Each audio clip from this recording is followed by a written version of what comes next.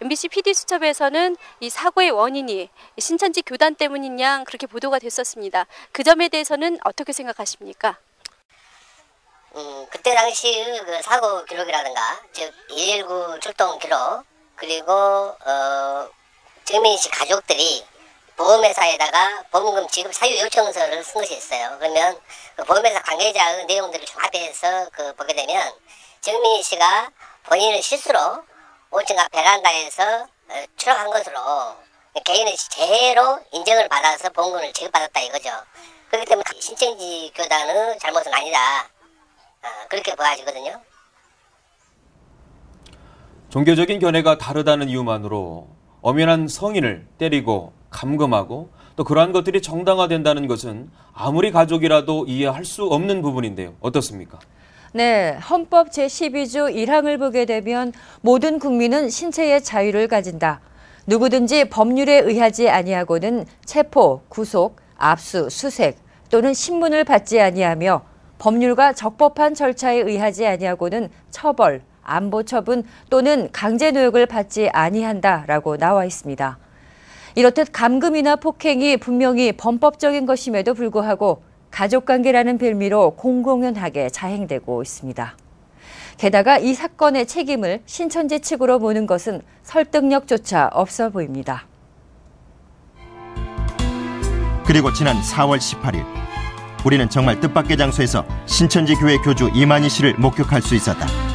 PD수첩 측은 지난해 5월 8일자 방송 마지막 부분에서 구체적인 내용도 없는 서울대공원에서의 모습을 계속 화면에 비추면서 신천지에 대한 부정적인 의혹만 남겼다. 하지만 이는 제보자의 조작된 연출 장면임이 밝혀졌다. 방송이 나간 후 신천지에서 나간 황미정 씨는 당시 신모 씨에게 신천지 총회장과 성도들의 일정을 말한 사실을 고백했다. 그리고 이것이 PD수첩 측으로 제보되었음을 알 수 있었다. 그러면은 우리 건너라는 걸 신천지랑 통화했다고? 그냥 어떻게 지내냐고 말을 하길래 농장 갔다면 복권으로 갈 거라고. 그런데? 그 얘기가 들어갔겠죠. 들어갔고. 평상시와 좀 다른 점이 보였다면? 예, 지금 생각해보면 그때 좀 이상했다는 느낌이 들어요. 표정이 그날 참 어두웠고 좀 힘이 없어 보이고 그리고 사진을 함께 찍는 것을 참 좋아하는 편인데 자기는 찍히는 쪽이라기보다는 오히려 그날은 다른 사람을 찍어주는 데만 열심히였어요. 자기가 찍히는 것은 자꾸 피하는 것 같은 그런 느낌이 들어서 평소하고는 많이 다른 행동을 한다. 함께 찍기 참 좋아하는 애가 오늘은 왜 저럴까 그런 생각이 들었는데 그날은 여러 사람한테 이렇게 저렇게 포즈를 취해보라 그러면서 자기가 요구한 대로 포즈를 취하게 하고 사진을 찍어주는 그런 편에 속했어요. 그래서 좀 유다르게 오늘은 다른 행동을 한다 그런 느낌이 들었습니다. 저는 처음에 그 장면을 보고 너무 깜짝 놀랐습니다. 저도 분명히 그게 갔는데 저는 왜 사진에 안 나오고 왜 총회장님이 꼭 젊은 자매들하고만 복권놀이 한 것처럼 그렇게 나왔어요. 저도 분명히 그 자리에 있었고 함께 행동했던 그런 사람 중에 하나인데요. 거기는 왜 가시게 된 거죠? 그게 단순하게 그냥 벚꽃 구경을 가자 그게 아니고 벚꽃 구경도 하면서 벚꽃이 떨어지는 장면, 그 낙화 장면을 촬영을 해놓으면 다음에 문화부나 다른 부서에서 어떤 배경 화면으로 이용하면 참 좋을 거다 그런 생각이 들어서 낙화 장면을 좀 촬영을 해놓자 그런 의도도 있었습니다. 과연 PD수첩 측은 정말 뜻밖의 장소에서 만난 것이었을까? 또한 황미정 씨가 내통했던 신 씨는 누구인가? 2000년에 먹은 살과피나 오늘 먹은 살과피나 똑같은 거예요. 그래서 1000년 동안에는 어린 양, 2000년 동안은 어린 양 예수님의 살과피를 먹고 오늘날은 선생님의 살과피를 먹는 거예요. 그것도 정확하게 선생님의 살과피라고 해야 돼요. 그리고 앞으로는 이름도 선생님의 이름으로 기도하는 시대예요. 선생님의 이름으로 기도하는 거라니까 천년의 역사는.